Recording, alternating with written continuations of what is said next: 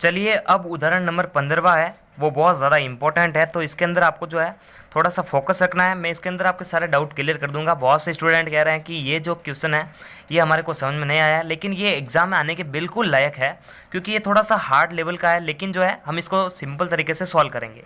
ठीक है ना। तो सबसे पहले तो देखो दोस्तों, आपको करना क्या है कि धारा की जो चाल ज्ञात करनी है उसको मान लेना है।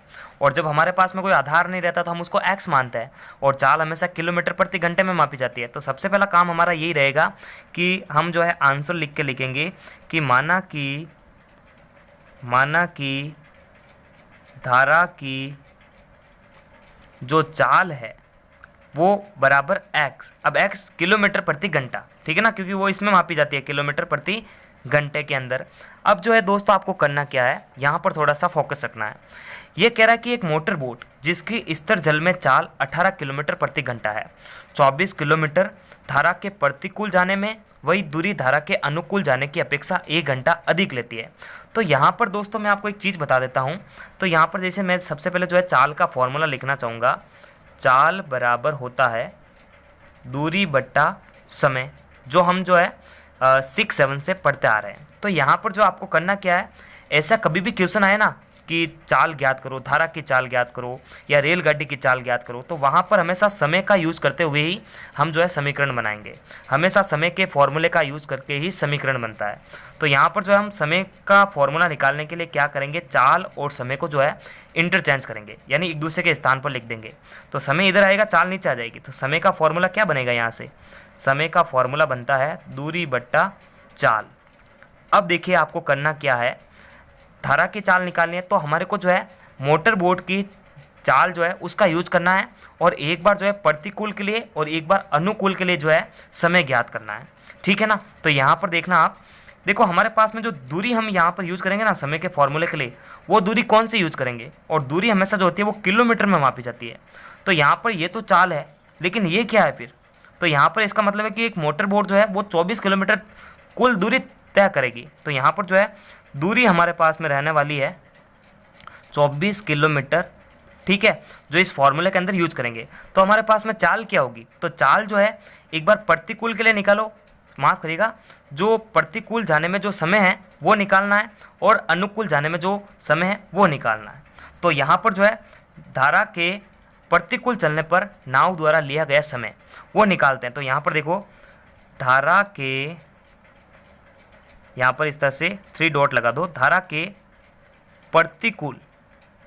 अब प्रतिकूल का मतलब है कि नेगेटिव शब्द एक है ना, तो इसलिए नेगेटिव चार्ज आएगा, यानी माइनस का चिन्ह आएगा। देखना अभी, धारा के प्रतिकूल जाने में नाव द्वारा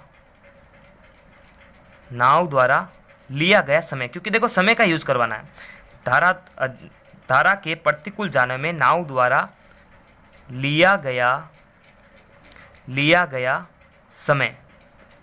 तो यहाँ पर समय का फॉर्मूला क्या होता है, दूरी बट्टा चाल। अब देखो दूरी कितनी होगी, 24 किलोमीटर, 24 बट्टा चाल कैसे ज्ञात करेंगे, तो यहाँ पर चाल सिंपल तरीके से ज्ञात हो जाएगी कि जो मोटर बोट की चाल है कितनी है 18, उसमें से जो है, अब जब प्रतिकूल का चिन्ह आ रहा है तो उसमें से जो है जो धारा की चाल आपने मानी थी x, वो एक बार घटा देनी है, और अगर अनुकूल की बात आएगी तो जोड़ देंगे।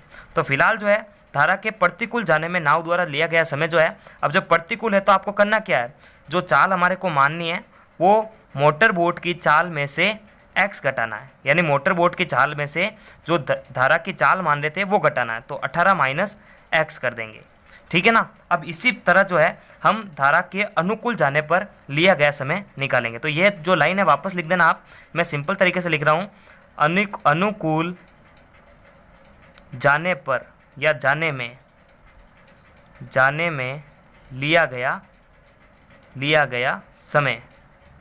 लिया गया समय। तो वही फॉर्मूला है कि दूरी बट्टा चाल। तो दूरी तो देखो वही है 24, चाल क्या हो जाएगी अब 18 प्लस x।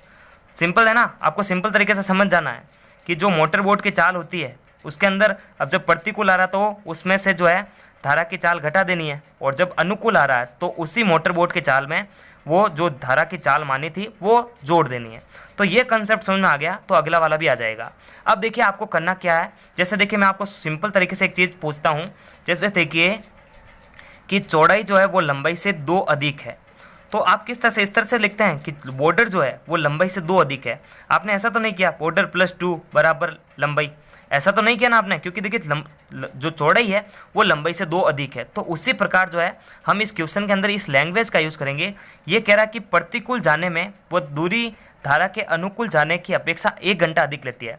इसका मतलब प्रतिकूल के बराबर अनुकूल लिखकर उसमें 1 जोड़ेंगे। इसका मतलब यहाँ पर प्रतिकूल ज़्यादा है ना, यही तो है कि प्रतिकूल ज़्यादा है।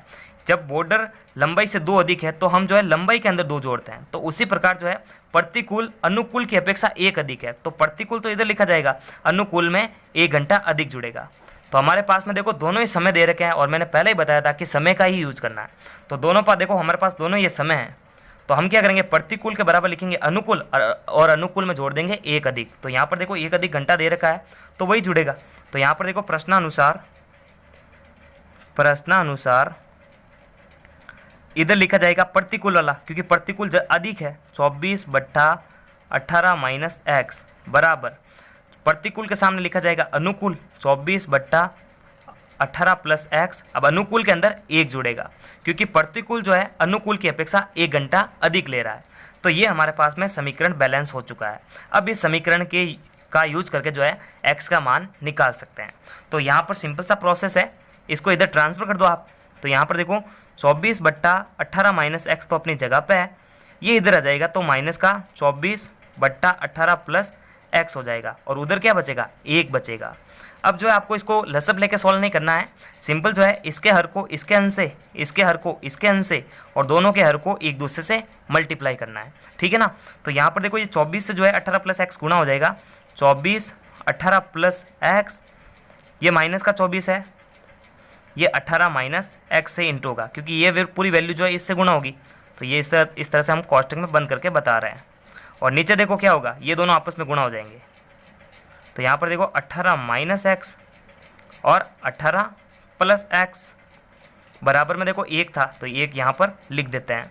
अब इसको सॉल्व करते हैं। तो यहाँ पर देखो जब 24/18 से इंटू होगा तो कितना आएगा, तो यहाँ पर देखो जब 24/18 से इंटू होगा तो कितना आएगा 432 आ जाएगा, 432।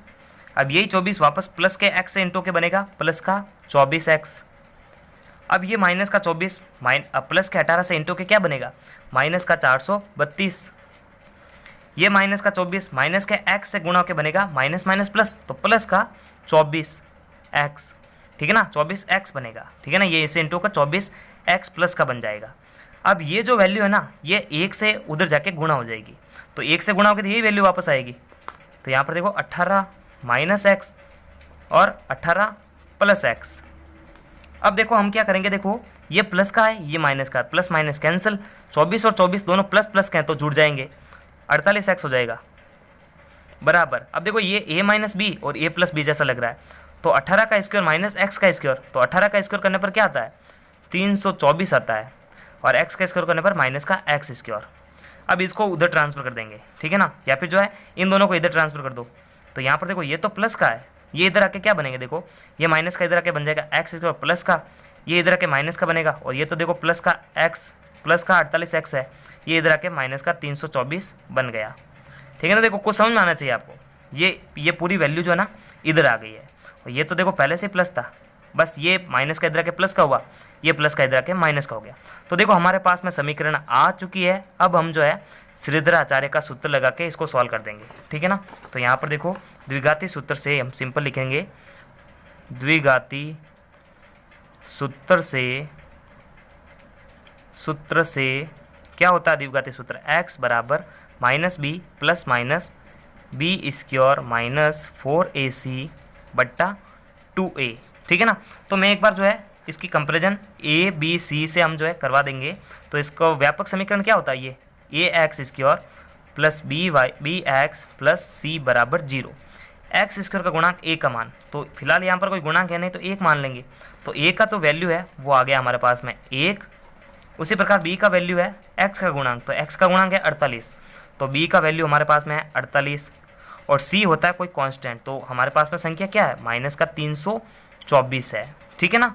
अब देखो इसको जो है इसके यहाँ पर रख देते हैं, तो x बराबर माइनस का b, तो b का मान 48 प्लस का है, तो ये माइनस का 48 हो जाएगा, plus minus root B square मतलब 48 का स्क्वायर माइनस 4 इंटू ए का वैल्यू है 1, सी का वैल्यू है माइनस का 324, ये रूट चल रहा है, और नीचे देखो 2 इंटू ए का वैल्यू है 1। अब देखो यहाँ पर देखो क्या होगा, यहाँ पर आपको छोटा सा जो है कैलकुलेशन करके दिमाग के अंदर रखना है। जैसे देखो माइनस का 48 प्लस माइनस, अब देखो 48 का स्क्वायर करना पड़ेगा, ये माइनस तो माइनस माइनस ये देखो प्लस हो जाएगा। अब मैं इसको ऐसे लिख सकता हूँ 4 इंटू 324, ऐसे लिख सकता हूँ मैं इसको, क्योंकि ये देखो ये माइनस प्लस हो गया, तो बीच में मैं प्लस लिख रहा हूँ, बट्टा है 2 इंटू 1। अब देखो यहाँ पर जब आप इसका स्क्वायर करेंगे और इसको सॉल्व करेंगे तो दोनों की जो वैल्यू आएगी ना जुड़ के, वो आएगी 3600। या आप रफ कॉपी के अंदर करके देख लेना, ठीक है ना। तो x बराबर माइनस का 48 प्लस माइनस, यानी देखो इसका स्क्वायर और इन दोनों को आप सॉल्व करके जोड़ेंगे तो 3600 आएगा टोटल रूट का, ठीक है ना। और नीचे देखो 2 इंटू 1 2 हो जाएगा ये। अब 3600 का वर्ग क्या होता है, वर्गमूल। देखो यहाँ पर माइनस का 48 प्लस माइनस, अब देखो इसको रूट सॉल्व करने पर क्या आएगा, 60 आ जाएगा, बट्टा है 2। अब देखो x का वैल्यू कैसे निकालेंगे, एक बार प्लस का चिन्ह एक बार माइनस का चिन्ह, तो प्लस का VE, तो इसका मतलब x बराबर माइनस का 48 एक बार प्लस का 60 रखेंगे बट्टा 2। तो यहाँ पर देखो सॉल्व करने पर कितना आएगा, 12 आ जाएगा, प्लस का वो भी 12 बट्टा 2, तो 2 का भाग 12 हम देंगे, 2 छक्के 12, तो 6 तो एक बार प्लस का आ जाता है। अब एक बार माइनस का चिन्ह लगा के देखते हैं, तो माइनस का 60 बट्टा 2, तो यहाँ पर देखो 8 ये हो जाएगा, ठीक है ना। दोनों जुड़ेंगे क्योंकि माइनस के हैं, और 6 और 4 हो जाएंगे 10, इसका भाग देंगे तो कितना आएगा, माइनस का 54। तो माइनस का मान तो रखना है ही नहीं, क्योंकि माइनस के अंदर कभी भी x का मान आता नहीं है। तो यहाँ पर x बराबर हमारे पास में जो है 6 हो जाएगा। तो 6 जो है किलोमीटर प्रति घंटा जो है धारा की चाल है। तो 6 हमारा जो है आंसर आ जाएगा, 6 किलोमीटर प्रति घंटा ये धारा की चाल है। तो नमस्कार, थैंक्स फॉर वॉचिंग। और पूरे चैप्टर की जो प्लेलिस्ट की लिंक है वो आपको वीडियो के डिस्क्रिप्शन बॉक्स में मिलेगी, वहाँ जाकर बैक टू बैक सारे वीडियोस देख सकते हैं। तब तक के लिए लाइक, सब्सक्राइब और शेयर करें। नमस्कार।